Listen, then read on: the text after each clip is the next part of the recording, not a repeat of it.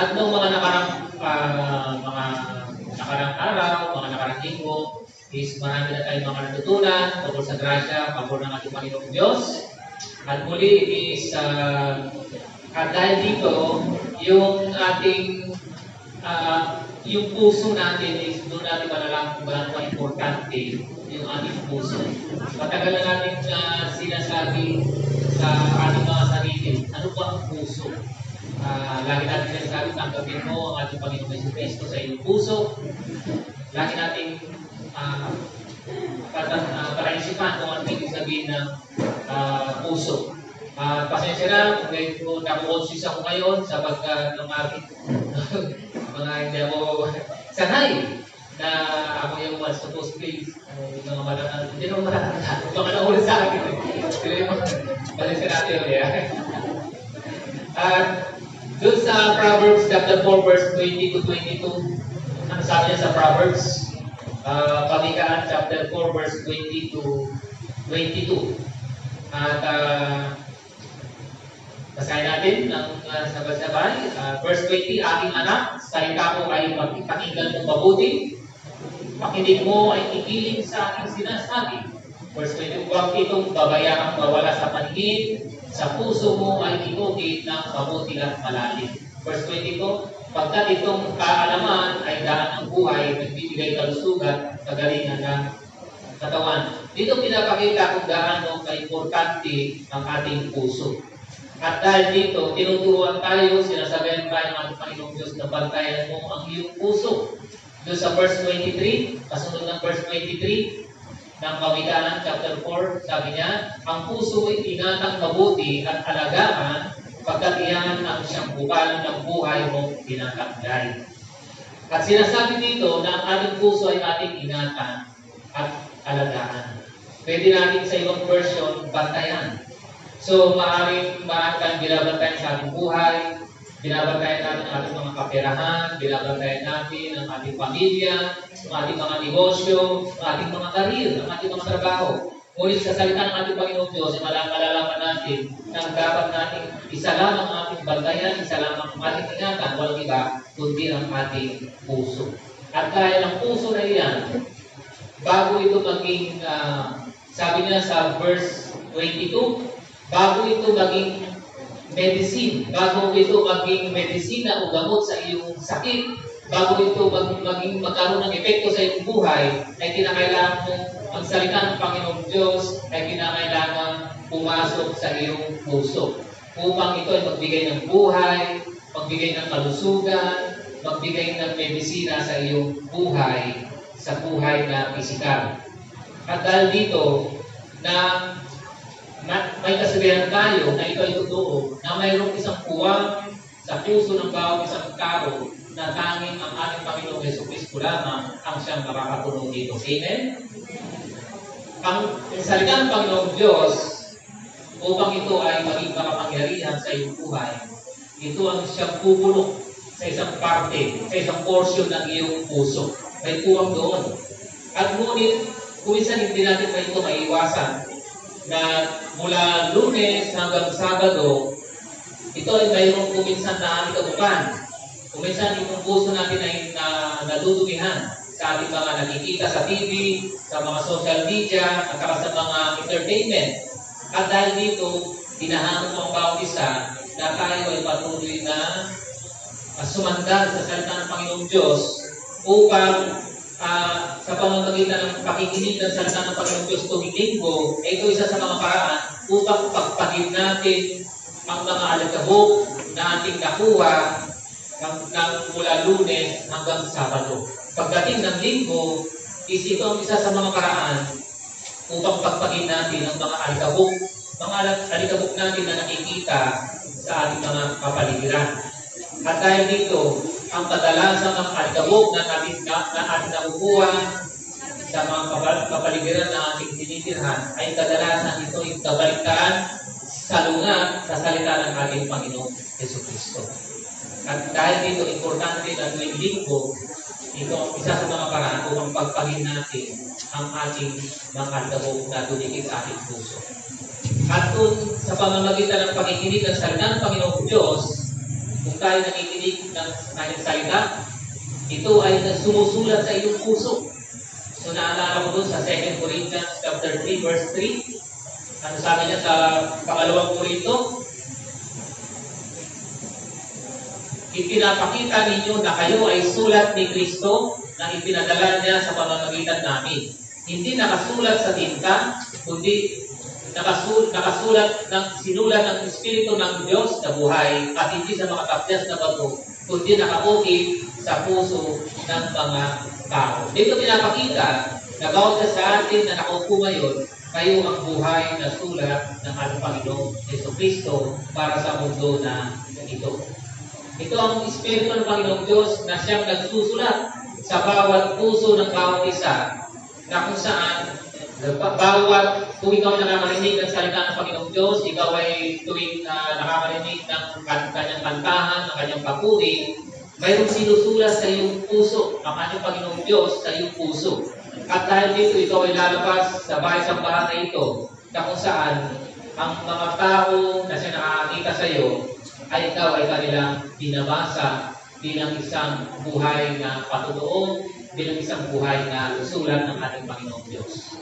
At dahil dito, pag kayo ay nakakakinig ng salita ng Panginoong Diyos, lalabas ka sa bahay-sambahan na ito, na kung saan ikaw ay papakinggan ng mga tao na siyang nakakasalumuhan mo.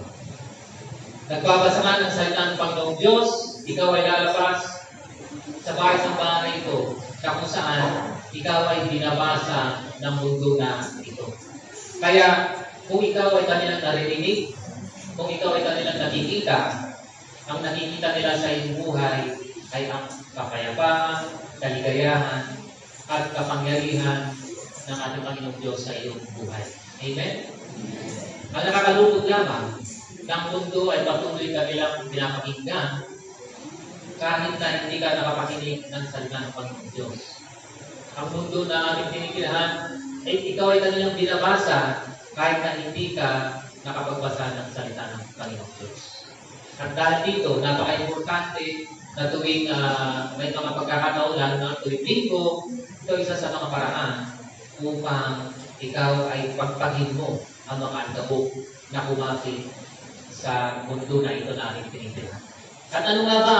Bakit nga ba natin kinakailangang bantayan ang ating puso?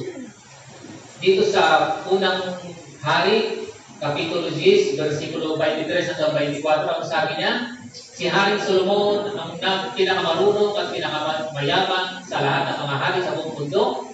Verse 24, at hinanap ng buong lupa ang harapan ni Solomon upang makinig ng kanyang karunungan na inilagay ng Diyos sa kanilang puso. At dahil dito, ang puso pala ay diyan nakadeposito ang karunungan ng ating Panginoong Diyos. Kumbaga sa bangko, ano bang nakadeposito sa bangko? Pera.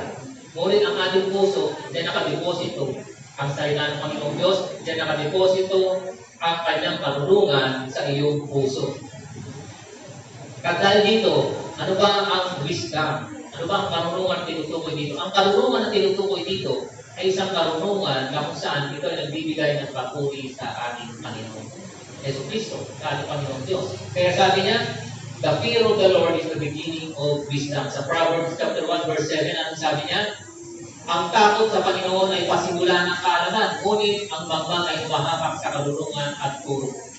Dito sinasabi na ang tinutukoy na takot ng Panginoong Diyos ay ito ay ikinilalakas, ito ay inayos na ng ating Panginoong Jesucristo sa Matthew chapter 4 verse chapter 10, verse 10 na sinasabi ng tinatawag na fear of the Lord ay sinabi niya the worship of the Lord. Pag nakarinig tayo ng fear of the Lord, hindi ibig sabihin na ikaw ay takot, ikaw ay nanginginig. Ibig sabihin, fear of the Lord is ito ay worship of the Lord.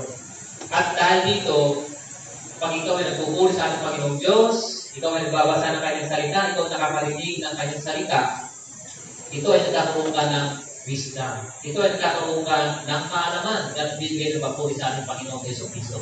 At doon natin mapapansin sa Proverbs chapter 3, verse 13 to 17, ano sabi niya? Mapalad ang tao na nakasumpong ng karunungan at ang tao na nagkakaroon ng kaunawaan. Verse 14, sapagkat ang pakinabang dito ay kaysa pila ay mas mainam at ang papapakinabang dito ay hindi kaysa gintong dalisay. Anong verse na tayo? Verse 15, kaysa mga alahas siya ay mas mahalaga at wala sa mga bagay na dinanasan mo ang maliyahan din sa kanya. Verse 16, ang mahabang buhay ay nasa kanyang kanang kamay at sa kanyang kaliwang kamay ay kamayaman at karangalan. Ang kanyang mga daan ay mga daan ng kaligayahan at ang lahat niyang mga landas ay kapayapaan. Ibig sabihin, ang karunungan, ang wisdom ng ating Panginoong Diyos na kung saan nakadeposito sa ating mga puso, ay ito'y nagbibigay sa atin ng mahabang buhay o kalusugan. Pangalawa, ito'y nagbibigay sa atin ng kayamanan. At ang kayamanan na ito, masasabi lamang natin na kayamanan kung ito ay iyong naibabahagi, kung ikaw ay nag-share ng iyong mga pagpapala na iyong natanggap. Hindi masasabing kayamanan, isang kayamanan, kung hindi ito naibabahagi, kung hindi ito nag-share sa mga tao na nangangailangan, o sa mga tao na kung saan ito ay hindi po ng Panginoong Diyos upang ikaw ay tulungan. So, una, ikaw ay, ang wisdom ay binibigyan ka niya ng kahabaan ng iyong buhay, kalusugan. Pangalawa, kayamanan. Pangatlo, yung karangalan. Kadalasan ang tao ay naghahanap ng kasikatan. Sila ay naghahanap ng impluensya. Ngunit sa totoo lamang, ang karangalan ang siyang hinahanap ng tao na kung saan tangi, ang paalaman lamang, papuri sa ating Panginoong Diyos, doon lamang ito matatagpuan. Pang-apat, pleasure. Pag sinabing pleasure dito, hindi ito yung kaligayahan nasa pamamagitan ng mga luho o mga material na bagay. Ibig sabihin dito na kaligayahan, ikaw ay masaya kahit nasa gitna ng mga problema sa iyong buhay, mga challenges sa iyong buhay, ikaw ay patuloy na masaya. Amen? At pang-lima binibigay ng kapayapaan ay ang tinatawag natin pang-limang binibigay ng wisdom ay ang kapayapaan. Yung tinatawag natin shalom, kabuuan ng lahat ng iyong area ng iyong buhay. Sa financial, sa psychological, sa economical, physical, lahat ng mga areas ng iyong buhay buo. Ito ay nabibigay sa pamamagitan ng karunungan ng wisdom ng ating Panginoong Jesucristo. At dahil dito, sa karunungan na tinatanggap, na kung saan ito ay nakadeposito sa iyong puso. Ito ay yung isang puso na kung saan naroon ang ating Panginoong Jesucristo na siyang tanging ang ating Panginoong Jesucristo lamang ang siyang nakakakulong dito. Nakakalungkot ng kadalasan mga Kristiyano, akala nila ng pagtanggap sa ating Panginoong Jesucristo ay ito lamang ay nagdudulot ng walang hanggang buhay, kaligtasan mula sa impyerno. Ngunit dito sa ating nalaman natin,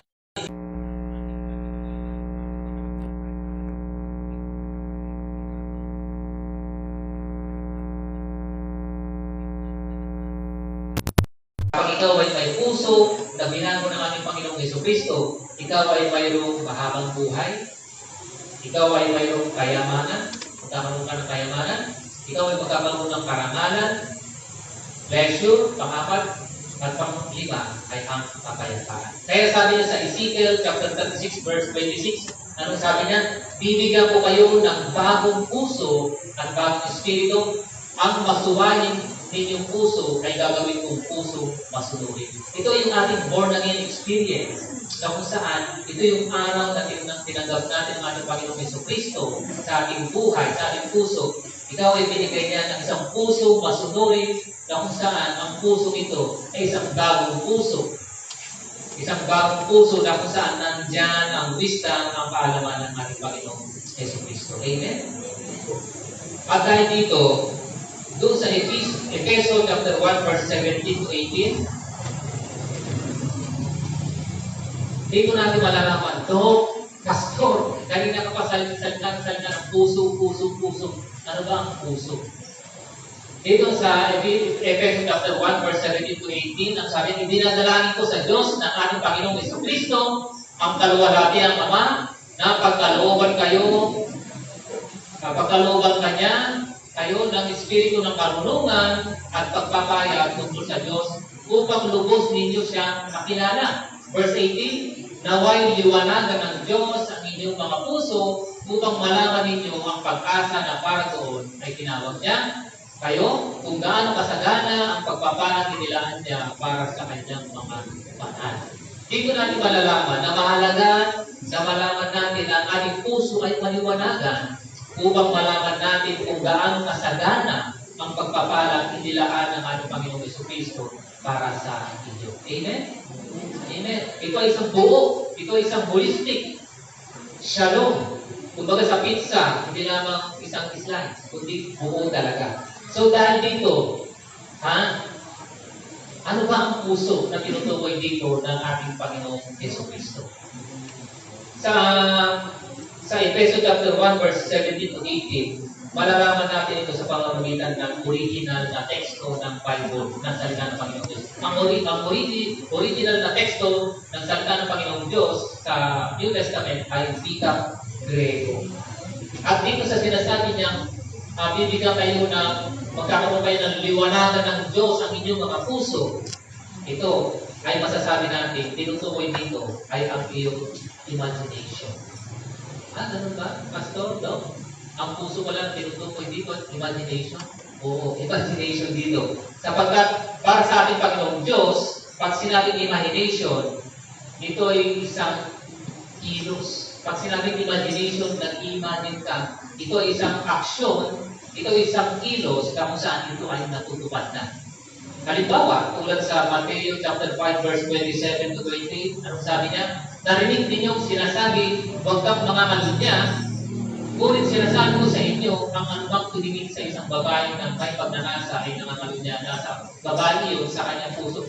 So sinasabi ng ating Panginoong Jesucristo dito, di ba sa batas, para ikaw ay mangalunya, dapat mayroong action. Pero sa ating Panginoong Jesucristo, iniisip mo pa lamang, ini-imagine mo pa lamang, ito ay nangyayari na. Ito ay naganap na. At dahil dito, doon sa 1 John chapter 3, verse 15, ang sabi niya, mamamatay tao ang nabubuo sa kanyang kapatid at nalalaman ninyo ang buhay na walang hanggan ay wala sa mamamatay tao. Ibig sabihin, sa mundo na ito, pag sinabing mamamatay tao, ikaw ay nakakilos na. Nagawa mo na patayin siya. Pero sa salita ng Panginoong Diyos, nakikita mo lamang na parating pa lang, galit na galit ka na. Naiinis ka sa tao na ano sabi ng Tagalog, nalibadbaran ako sa kanyang, hindi mukha sa kanyang pagmumukha. Iba kasi ang mukha, sa pagmumukha. Naalala ko tuloy ang pagpasyente ko na wasak yung mukha Hindi ko masabi kung paano ko sasabihin. Dumating yung mga kamag-anak Mrs. dumating yung anak, wasak ang kanyang pagmumukha. Parang pakinggan no? Ang maganda lang, wasak ang kanyang mukha. So dito nakikita na imagination sa ating Panginoong Jesucristo may action na. So at dahil dito, malapit na ang pagtapos at makikinig na tayo sa mga bisita. No? Dito pinapakita na ang imagination, ito ay hinuhubog niya ang isang realidad. At dito ka magtataka ng imagination pala, ito ay isang creation, ito ay isang paglikha, ito ay isang pagforma, ito ay isang kapangyarihan upang ikaw ay mag-create, upang ikaw ay maglikha ng isang mundo. Katulad ng sinabi niya sa Genesis chapter 2 verse 7, ang sabi niya, pagkatapos ginawa ng Panginoong Yahweh ang tao mula sa alikabok, hininga niya sa ilong at nagkaroon ito ng buhay. Nakakagulat na sa original na teksto ng salita ng Panginoong Jesucristo, yung salitang pagkatapos ginawa ng Panginoong Yahweh, yung salitang ginawa, kung titignan mo sa iyo original na teksto ay imagination. Hindi ang sinabi, kung baga titignan natin sa original na teksto, ang sabi niya, pagkatapos nag-imagine ang ating Panginoong Yahweh ang tao mula sa alikabok, hiningan niya ito sa ilong at nagkaroon ng buhay. Hindi niya kinilos ang kanyang kamay, kundi nag-imagine ang ating Panginoong Diyos upang iporma ang tao, upang isang, alam yung play, no? Yung play, no? Sa pamamagitan ng kanyang isip, sa kanyang imahinasyon lamang, ito pala ay nagkaroon ng creation. So ito, nung nalaman ko na original text ko ay yung creation dito. Pagkatapos ginawa, yung kanta ginawa dito. Sa original na text ko ay imagination. Doon pinapakita kung gaano makapangyarihan ang ating imahinasyon. Kung dito pinapakita kung gaano makapangyarihan, dito pinapakita kung gaano ng ating imagination, imagination ng ating pag-iisip. Dito pinapakita kung gaano ito nagiging reality. Nagiging realidad. Pag sinabi natin imagination, ito ay ating mga litrato sa ating isip. At dahil dito, tayo ay ating hinahamon na patuloy natin punuin ang ating imahinasyon ng ating salita ng Panginoong Diyos, sapagkat ang salita ng Panginoong Diyos, ang kanyang Bible ay puno-puno ng litrato, puno-puno ng imahinasyon. At ito ang nakakatulong, ito ay nakaka-bless bago sagutin ng ating Panginoong Jesucristo ang inyong mga dalangin ay imagination muna. Litrato muna sa inyong isipan. Amen? Amen. At dahil dito, ang banal na Espiritu, siya ay patuloy na nangungusap sa bawat isa sa atin sa pamamagitan ng ating puso, sa pamamagitan ng ating imahinasyon, sa pamamagitan ng mga pictures na kung ikaw ay nananalangin, biglang magpapap up, biglang may lilitaw na isang litrato sa iyong isipan, at dito makikita na sa pamamagitan ng imagination, dito nagtatrabaho ang banal na Espiritu sa iyong puso, sa iyong buhay. At kaya nga sabi niya sa Acts chapter 2 verse 17, malapit na tayo matapos. Ang sabi niya, ito ang gagawin ko sa mga huling araw. Sabi ng Diyos, ibubuhos ko ang aking Espiritu sa lahat ng tao. Ipahayag ng inyong mga anak na lalaki at babae ang aking mensahe. Ang inyong mga kabataang lalaki ay makakakita ng mga pagitahin at ang inyong mga tatandang lalaki ay magkakaroon ng mga panaginip. Yung salitang pangitain dito, o panaginip dito, pag sinabi natin pangitain, ito yung vision. Pag sinabi natin itong vision, ito isang picture sa pamamagitan ng pananampalataya kung ikaw ay gising.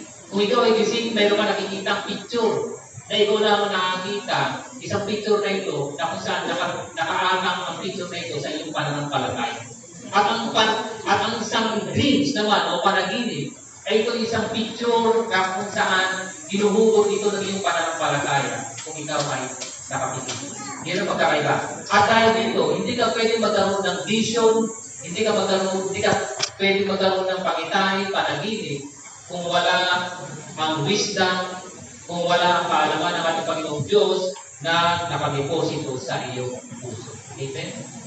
At dahil dito, alam ito ng Diablo, alam ito ng ating kaaway. Kaya ang Diablo ay very busy siya upang punuin ang ating imagination na kung ano-anong mga bagay. Hindi nyo pa ba alam na sa pamamagitan imagination, ito ang naging dahilan ng kauna-unahang kasalanan ng mundo ito.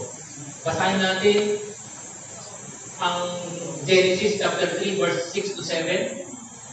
Sabi niya, ang punong kahoy ay napakaganda sa paligid ng babae. Sino babae? Si Eva. At sa palagay niya ay masarap ang bunga nito. Dito. Naisip din niya na kahanga-hanga ang maging marunong, kaya pumitas siya ng bunga at kumain ito. Binigyan niya ang kanyang kasawang si Adan at kumain dito. At dahil dito sa imagination ni Eva, paano nalaman na si Eva ay masarap yung punong yun na hindi niya pa naman natitikman? Hindi niya pa naman nahawakan. Paano niya nalaman? Ito ay tumakbo sa kanyang imagination. At dahil sa imagination na ito, dito nagsimula ang kasalanan ng tao sa ibabaw ng mundo. At dahil dito, ang Diablo, ang ating kaaway, ito, alam niya ang taktika, alam niya ang technique, at ang habol niya sa bawat mananampalataya, ang habol niya sa bawat isa sa atin, ay ang ating puso, ang ating imagination. At dahil dito, sa ating pagtatapos, ang imagination na ito, ang iyong puso na ito, walang ibang makakapuno dito, kundi ang ating Panginoon Jesucristo na ating tagapagligtas at Panginoon ng ating buhay. Amen? Palakpakan natin ang Panginoon Diyos. At sa ating pagtatapos, ipapractice natin ang ating imagination. May ibibigay akong Bible verse sa Psalms chapter 144, verses 12 to 15. Habang binabasa natin ito, mayroon tayong imagination. Pag tumatakbo yung imagination, yun yung puso. Okay? Sabi niya, basahin natin number 1, 2, 3, go! Nawa ang ating mga kabataan, lumaking matatag tulad ng halaman. Ang kadalagahay, magandang disenyo, kasing sa ang sulok ng isang palasyo. At naway mapuno, mga kamalig natin ng lahat ng uring mga pagkain, at ang mga tupay ay mapalahanakin, 10,000 ito'y paramihin. Mga kawan natin, sana'y dumami rin at huwag malaking sa ating lansangan, sana'y